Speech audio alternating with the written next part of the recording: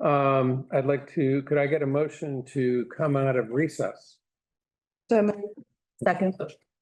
Okay, the first item is island collaboration.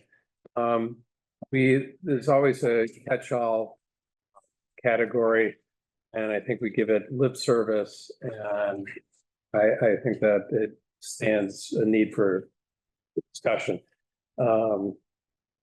The village, club, BHA, chapel, everybody, and conservancy are all responding to the same community. And we all have our strengths and we all have our special focus, what we have to do. And we overlap. And I'd really like to challenge us to look at those overlaps and see how we can really improve everybody's position, all the different entities' positions. There's a number of items that they're obvious, but I think we need to address them. And we were addressing a lot of them yesterday. One of the key ones is communication. We have a tendency to overlap communications. I'm not suggesting we don't do that. I'm just saying that we should recognize and support each other when we're doing it, when we're putting a notice out to make sure, and Karen does this already, make sure everybody else has the same notice and just make sure nobody's contradicting each other. Some of the common concerns, we were talking about, Stephen was talking about the flood areas, the housing that's being built in conditions that we know are going to flood. That's I think it's a serious conversation that I'd like to have with the ARC and Stephen and anybody else who's interested in joining on. Their guidelines for design and construction are somewhat fluid. They change them all the time. And I think if we have very specific concerns that we can identify and clarify to them, I'd like to be looking at how they work with us to incorporate them in guidelines. Mayor, real quick, if we can, that could also be part of our PPI for our CRS credit. We could tie that meeting into that program so that we could also make sure we're meeting our CRS requirements. And that would improve insurance on the island. Correct. That's what's giving everybody the discount. On their Right. flood rate trade.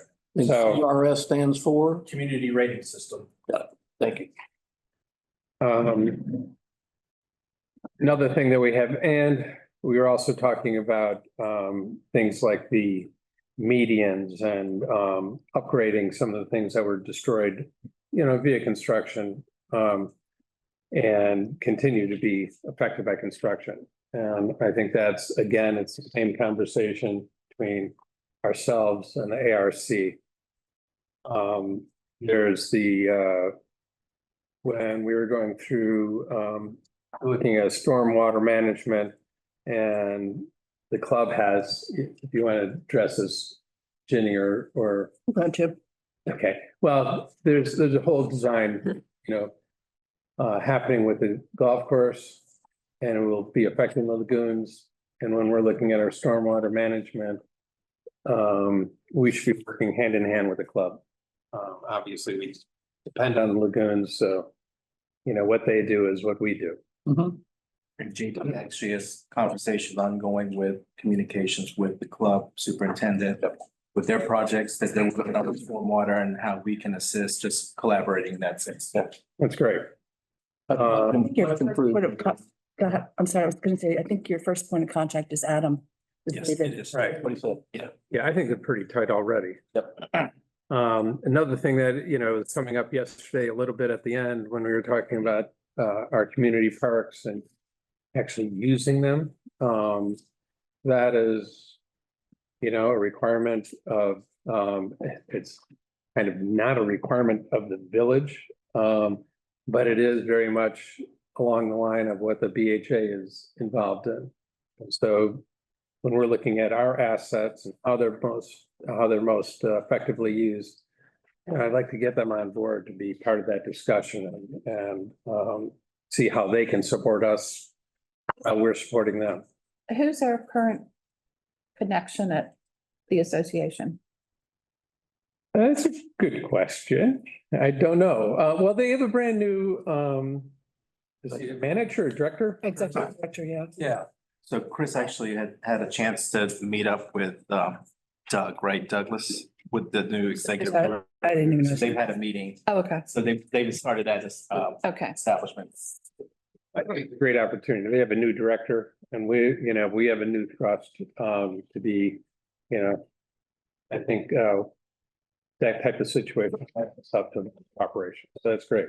The only other thing I would add to that, Mr. Mayor, is there are projects or issues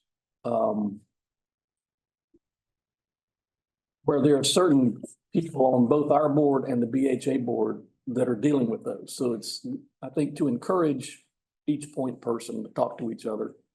Like when it comes to club issues, Jenny, or I'll back her up because of my experience with the club. If it comes to, beautification, there's somebody on the club board that oversees or is the liaison to the beautification committee. So whoever among us wants to kind of help is to find ways we can work together on our parts, their properties. If they're going to promote events, work together to promote the events, that kind of stuff. Yeah. Just a thought. I don't know how to.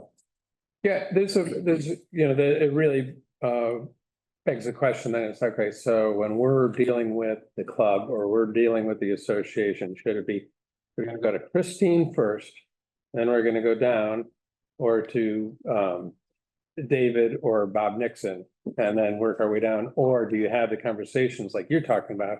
And let's really define the issue and bring it up to management. My sense is that it starts with you and Christine, or it's operational, Chris and Doug. And then if you need to pass it off to somebody else at the board level, you pass it off.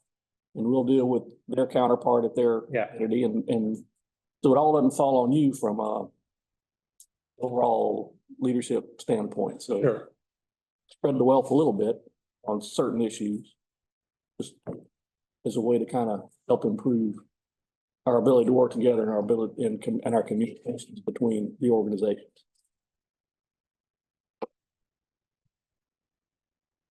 Anybody else? And you want to jump in at all? Me? You're good? Okay, I like the ideas. okay. The following up on that general conversation right now, as much as possible, I'd love for all of us to, let's call is the wrong word, taken out. Let's generate a list of places where we overlap and where we want to overlap and how I like to target things as opposed to just as they come up. So any suggestions that way would be very helpful. Do you have some things in mind right now, like that you'd share that would be on that list? I'm sorry. I'm saying, do you have some of those things, like some of those areas right now in your mind that? There's one of the ones we were talking about yesterday is the overlap of properties.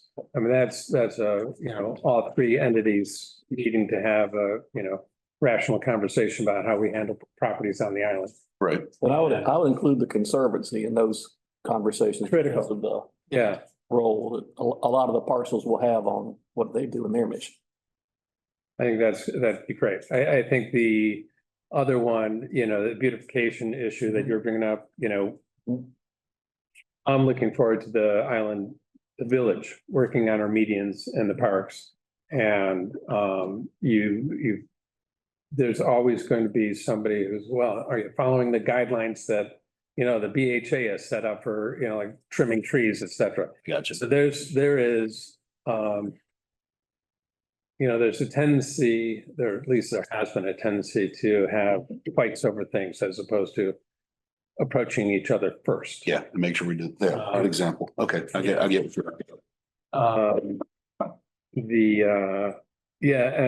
And the group that I was talking about with Rocky Roush and Dick Johnson, those guys are working as an entity and they're working actually under the chapel group. But for them to have their events, they're going to need the support of public safety. They're going to need a place to have them. And so that's where we come in. And, obvious examples from last year, the butterfly garden, the pollinator garden. Our people were out there working, we were putting in the irrigation system. It's on our property, so you can't do one without incorporating the other entities. Peter, can we go back for a moment to the beautification, the medians? We talked yesterday about getting a deposit from people renovating or building, whatever, to cover damage. I think, Stephen, you said we get $500 now, which is really inadequate. What do we have to do to increase that amount? Do we need to do some ordinance? Can we just do it administratively?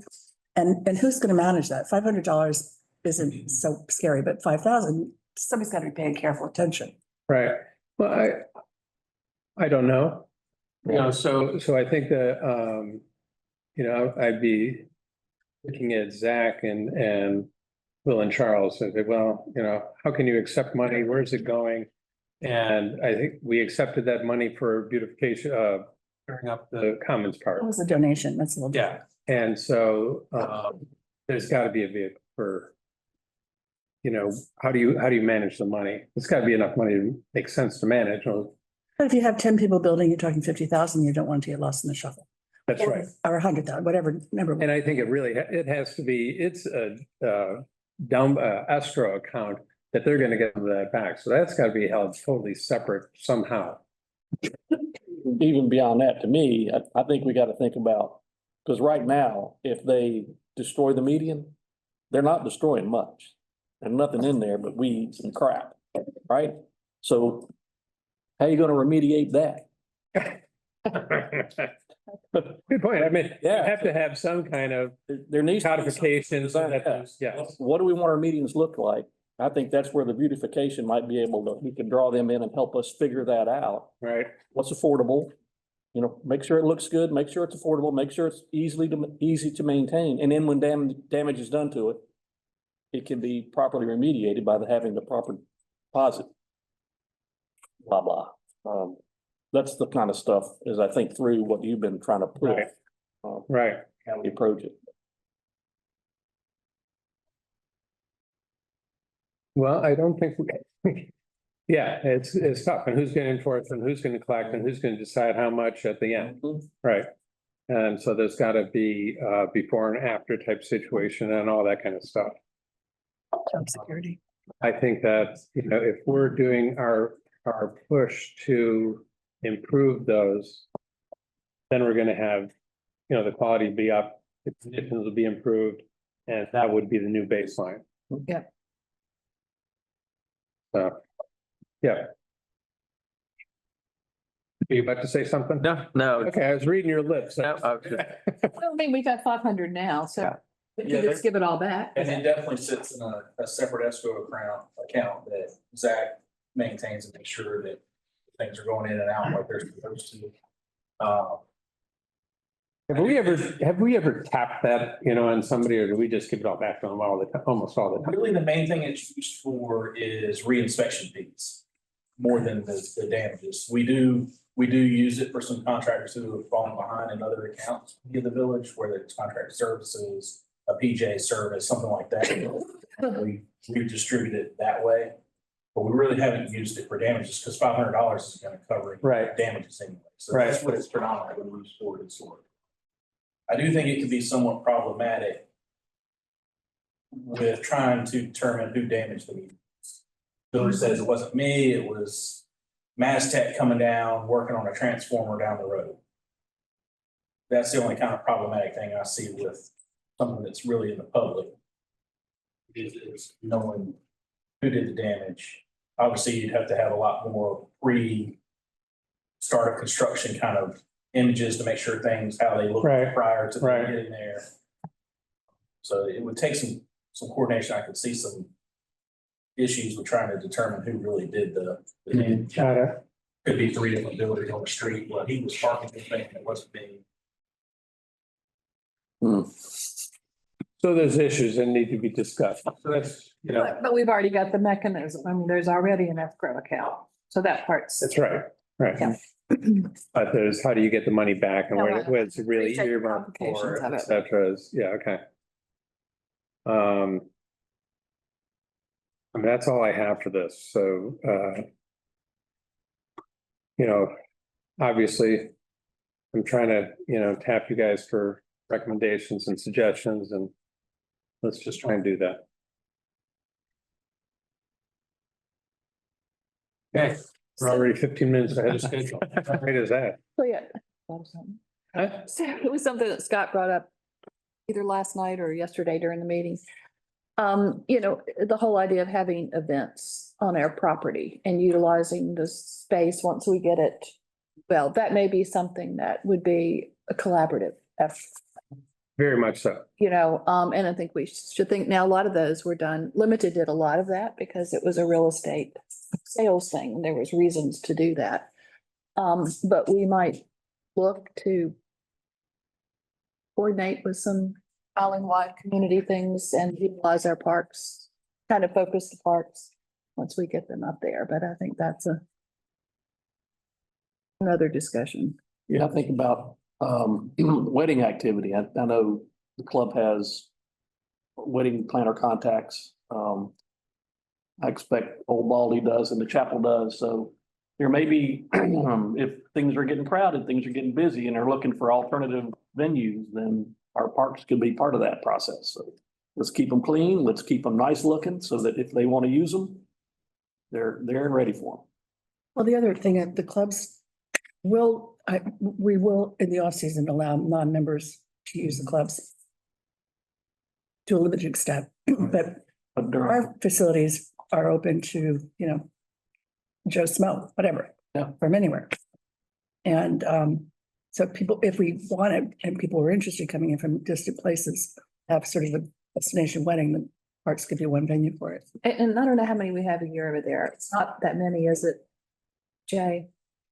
I mean, there are some already held over there. I don't, Marina Park. At the Marina. at Marina Park, Yeah. I think they stopped the common park weddings. Oh, Who's they? I think the village, that, I think there was, not renting that right now. yeah, oh, I think there was some, this isn't here, but I think the complaint was a turnaround on the issues that, we're gonna start setting up for the wedding this day, and then, we're gonna not take things down until 2 days later.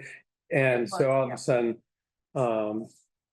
in that setting, leaving stuff around for, Couldn't you write that in the contract? well, I'm sure. So I looked at, I talked with Chris about some of this, and when we were looking at the contract, I mean, we tried, but we could write it in, but I think it's logistically not feasible for the groups that, you contract through to do the weddings because of needing to put the tent up a day or two in advance, and then Sundays getting people back over here. And so they decided it just wasn't, I think, feasible as well. We could write it in, of course. they have to do that somewhere, though. I mean, Yeah. people with tents, they're doing it. And I'm sure somebody paid enough money that somebody can make it happen. So if the fine is big enough, Well, we they'll make don't, it happen. So I don't think, I mean, I don't want to put, Chris isn't here, so I don't want words in his mouth, but I mean, we talked about it, and I don't think it was necessarily this is never going to happen again kind of thing. It wasn't feasible for the groups that typically put weddings on the island. And it became a lot easier just to do it in Marina Park. And the logistics of Yeah. mobilization and everything with all the sugar and just being right there by Yeah. Forest Landing. Yeah. Instead of having to schlep it all the way across the island. Right. well, we didn't charge a whole lot for that. And I think there was also the idea that, didn't want to lock up potentially two places on the island at on one weekend. And so there was some strategy around, at least when I talk, we really don't want to lock up both parks for a day or two over some long period of time, Yep. with wedding season. But I still think that's something to relook at and we'll talk to Chris about at some point. I mean, and I know we're somewhat unique, but all the parks in Wilmington rent out Sure. spaces and stuff. It's just maybe what we're gonna rent it out for. Maybe wedding is not the, Fair enough. Yeah, and I think we need to be mindful of the unintended consequence of that too, right? Is, if the motivation before was we don't want to lock up two places. What's happened in Cape Fear is it's just gone into disrepair, Yeah. right? Yeah. And now we've locked the tower because we can't, you know, Yeah. so, I mean, that might have been a valid concern when people were using both parks, but, you know, again, I think it's an unintended consequence that Cape Fear just fell off entirely, right? So have we just, Hopefully we can bring that back. have we decided that the Commons Park is going to be just open field and won't have any, won't have, I don't know, I'll make this up, bocce ball in a playground, whatever, I'm just making it up. Because if we do stuff like that, that changes it from being a wedding venue to Correct, a play area. right. I mean, I think we just have to look at what we want to do with that park. And now it's used a lot, but it's probably not used, we don't have it for the best use. Yeah, it's In other different. words- It's definitely evolved over time. I mean, Yeah. there's no doubt about that. So the other thought I've had is I know the club has live entertainment. Both clubs have live entertainment. Jules periodically has live entertainment. I'm not sure who else does.